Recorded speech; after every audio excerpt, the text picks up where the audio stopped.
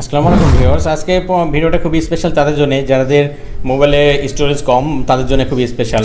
Storage কম এবং মোবাইলে যাদের স্লো কাজ করে, হ্যাং করে, এরকম ব্যাপার তাদের জন্য খুবই স্পেশাল। সেগুলো কিন্তু অবশ্যই আপনি চাইলে কিন্তু এসডি কার্ডে সরাসরি এসডি কার্ড অর্থাৎ মেমোরি কার্ডে কিন্তু ইনস্টল করতে পারবেন। সেটা কীভাবে করবেন এক কথায় সমস্ত গাইডলাইন্স দেখাবো আজকের এই ভিডিওতে। কারণ এটা করলে কী হবে, আপনার ফোনের স্টোরেজে চাপ পড়বে না এবং ফোন স্টোরেজ কখনো ফুল হবে না। আপনার মেমোরি কার্ড থাকবে আপনার ফোনে, সেই মেমোরি কার্ডে সরাসরি ইনস্টল হবে। সেটা কীভাবে করবেন সমস্ত গাইডলাইন্স দেখাবো, সমস্ত পোস্টার দেখাবো আজকের এই ভিডিওতে। সো ভিউয়ার্স, দেরি না করে চলুন শুরু করা যাক মূল ভিডিওতে।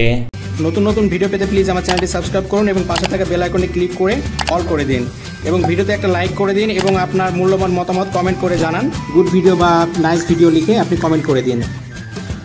ওকে ভিউয়ার্স, আজকে ভিডিও স্পেশাল তাদের জন্য যারা আপনার সরাসরি যে কোনো অ্যাপ্লিকেশন বা গেমস সরাসরি মেমোরি কার্ডে ইনস্টল দিতে চান, তাদের জন্য স্পেশাল।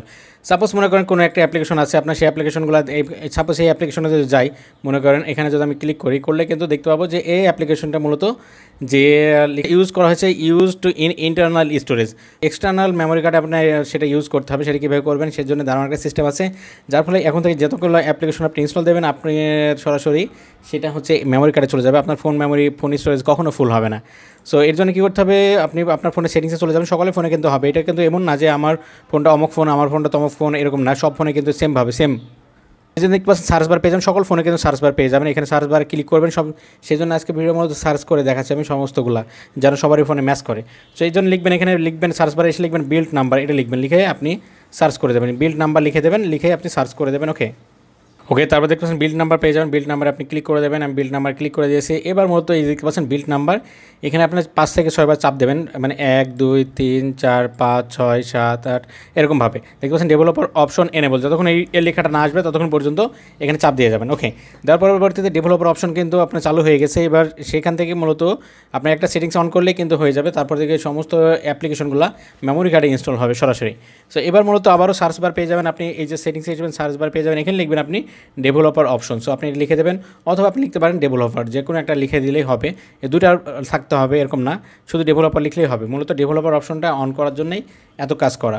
দেখছেন 1 নম্বর 2 নম্বর অপশনে একটা চলে এসেছে ডেভেলপার, তো দুটাতে খুঁজবেন। সো এটা ডেভেলপার অপশন, এটা পেয়ে যাচ্ছি আমি। সো এটা মূলত অন থাকবে, এটা হচ্ছে মেনলি ব্যাপার। সো এখন আপনি নিচে চলে যাবেন। ওকে আপনি নিচে চলে যাবেন, আমি নিচে চলে যাচ্ছি, খুঁজবেন সেই অপশনটা।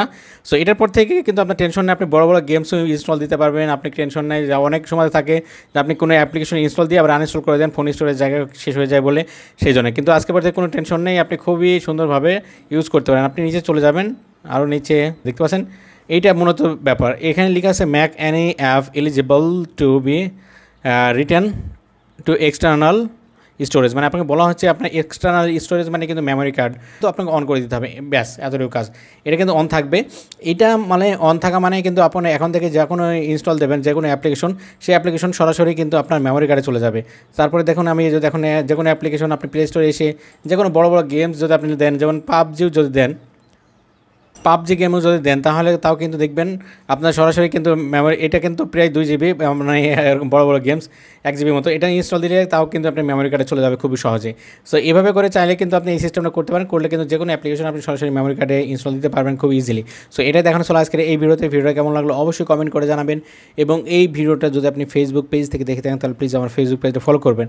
এবং আপনি যদি ইউটিউব চ্যানেল থেকে দেখে থাকেন তাহলে প্লিজ আমার ইউটিউব চ্যানেলটা সাবস্ক্রাইব করবেন। ধন্যবাদ সবাইকে, সবার জন্য শুভ, আল্লাহ হাফেজ।